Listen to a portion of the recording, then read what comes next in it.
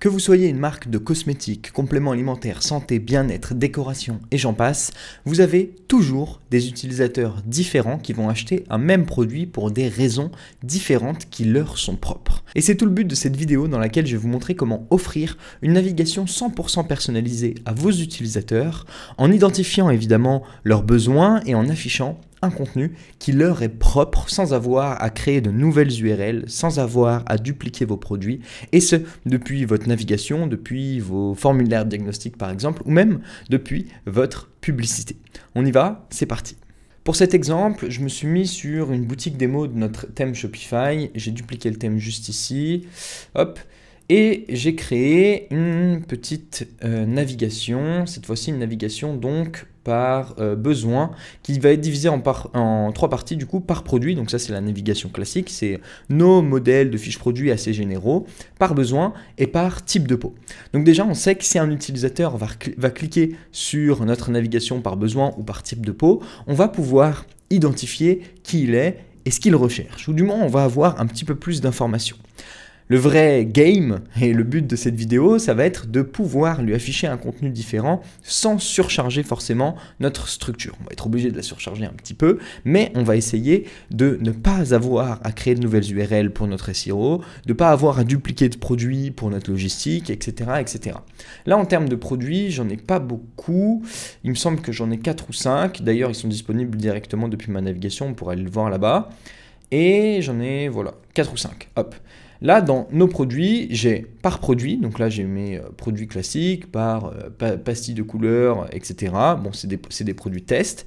Et là, je vais afficher mon modèle de page qui est général et donc qui est sur mon modèle produit par défaut. Si vous n'êtes pas familier avec l'utilisation des modèles de page, sachez que c'est fait généralement pour afficher des structures différentes d'une fiche produit à une autre. Vous avez déjà été probablement confronté au fait de modifier une section sur votre fiche produit et que ça la modifie sur tous vos produits. Eh bien la raison, c'est parce que tous vos produits sont assignés au modèle produit par défaut et pour ce faire, il faudrait soit créer un nouveau modèle de page, soit utiliser des sources dynamiques et donc des champs méta afin de dynamiser ces informations d'un produit à un autre. Et c'est la même méthode qu'on va utiliser pour isoler certains angles marketing. Admettons que ce produit, pastille de couleur par exemple, eh bien on ait différentes manières d'en parler. On ait différents types d'utilisateurs qui achètent ce produit pour des raisons différentes. Peut-être que c'est un produit qui va résoudre plusieurs problèmes, et ça, il y a seulement vous qui le savez en fonction de votre type de produit. Mais ça arrive très souvent. Généralement, on va avoir une fiche produit qui va être assez généraliste, dans laquelle la plupart de nos utilisateurs ou de notre trafic va se reconnaître. Et c'est ce que vous faites même depuis la publicité. Au global, vous allez cibler plusieurs angles marketing dans votre publicité, mais vous allez souvent rediriger vos utilisateurs au même endroit.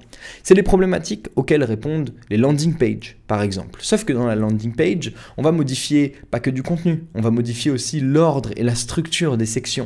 Et parfois, on modifie tellement de variables qu'on n'est plus capable d'identifier ce qui a marché ou pas et ce qu'on doit intégrer sur notre fiche produit globale.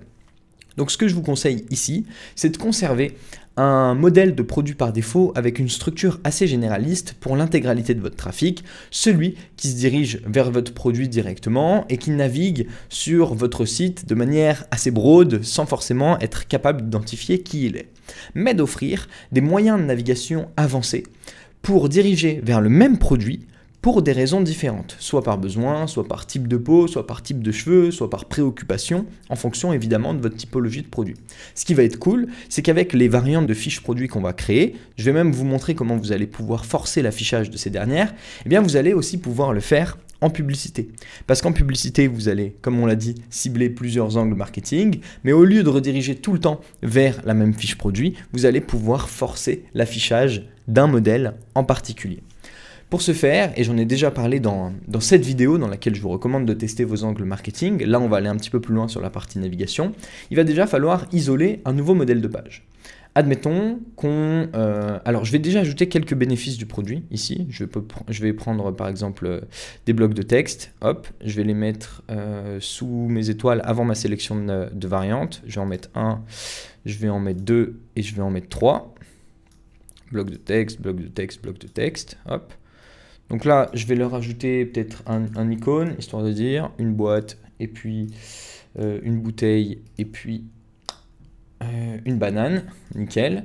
Donc là, ça va être ma liste de bénéfices. Si j'ai envie de les resserrer un petit peu, bon, bah ça, c'est les paramètres qui sont vraiment... Bon, on va pas faire de design ici. Admettons que ça, c'est mes angles et c'est mon listing de bénéfices qui est assez général et propre à tous mes utilisateurs, qui va résumer assez globalement ce que mon produit va faire sans avoir un angle très précis qui va être ciblé. L'avantage, c'est que vous ne tournez pas le dos à vos utilisateurs et que après, grâce à la solution qu'on va faire, vu qu'on va être capable de les identifier, on va pouvoir s'orienter et orienter notre discours pour eux.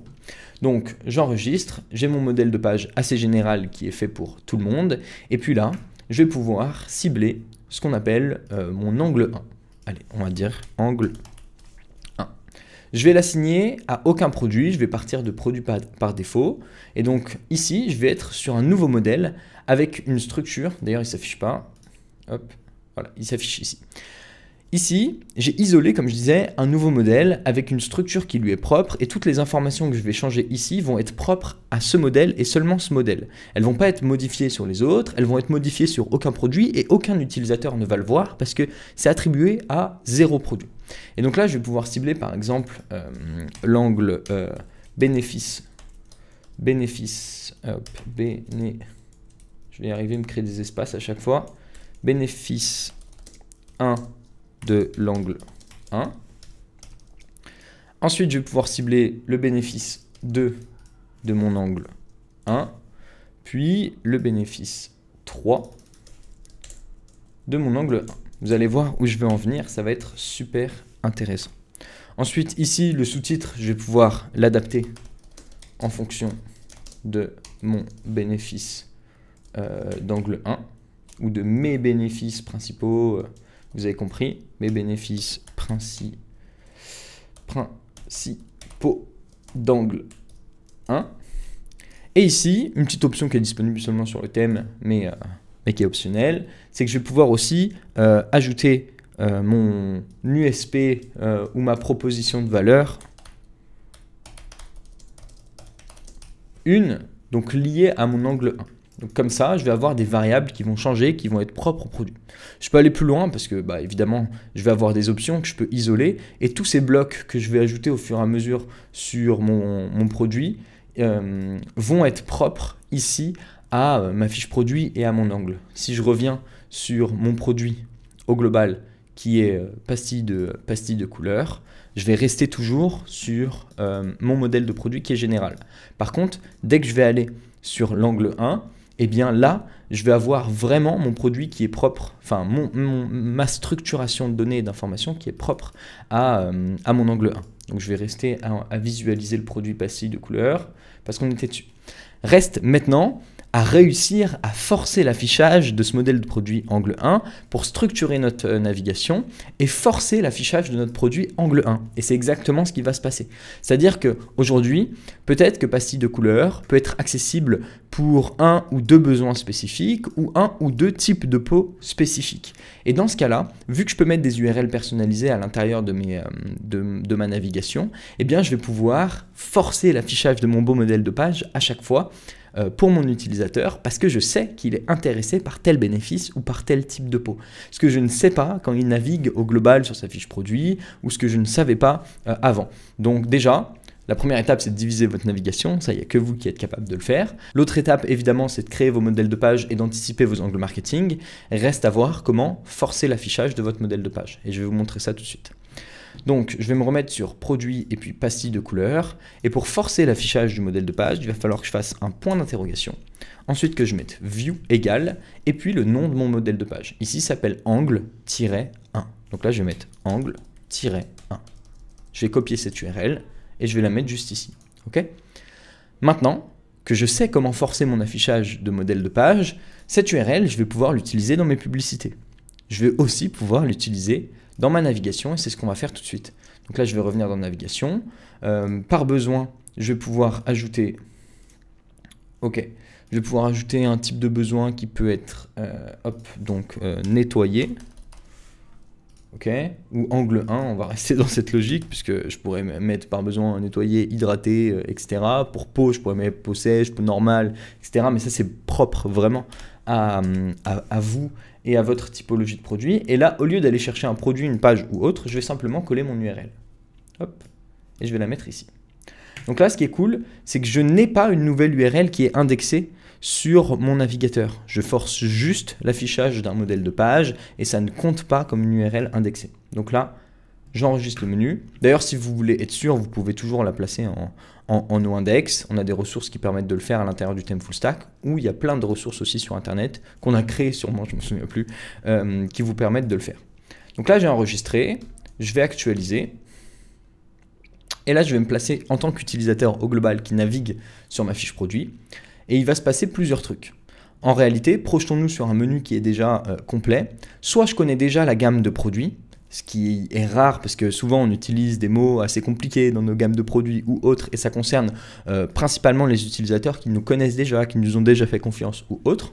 Soit je vais cibler des problématiques, des préoccupations, des types de pots, etc.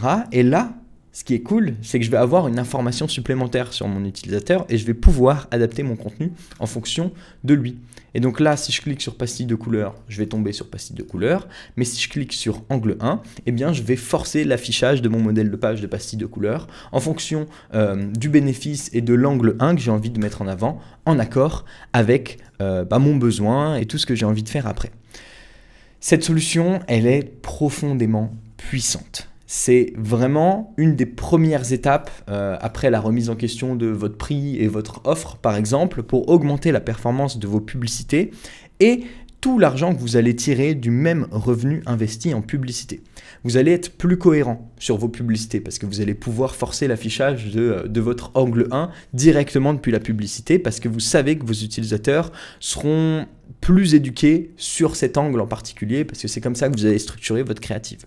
Vous allez pouvoir adapter le contenu de vos utilisateurs sur votre navigation et vous allez même pouvoir dynamiser aussi les pages d'atterrissage de vos formulaires de diagnostic par exemple, ce qui est très courant sur les marques de cosmétiques ou autres types de marques qui nécessitent plus d'éducation pour emmener l'utilisateur vers le bon produit. Et j'ai d'ailleurs une vidéo aussi qui en parle. Évidemment, à vous de structurer vos modèles. Il y a des solutions qui existent pour avoir le moins de modèles possible, mais ça demandera de la technique et c'est obligatoire. Ici, vous allez devoir créer autant de modèles de pages que vous allez avoir de préoccupations ou de besoins à cibler, mais c'est déjà une première étape et une étape qui est incroyablement puissante pour vos utilisateurs qui naviguent sur votre site et pour la cohérence que vous allez leur offrir, évidemment l'impact de votre message et de votre produit pour les convaincre et pour convaincre aussi des personnes qui ne se reconnaissaient pas forcément sur le modèle de page classique, global, qui s'adressait à tout le monde. J'espère que cette vidéo vous a plu. On se retrouve dans une prochaine et à très bientôt.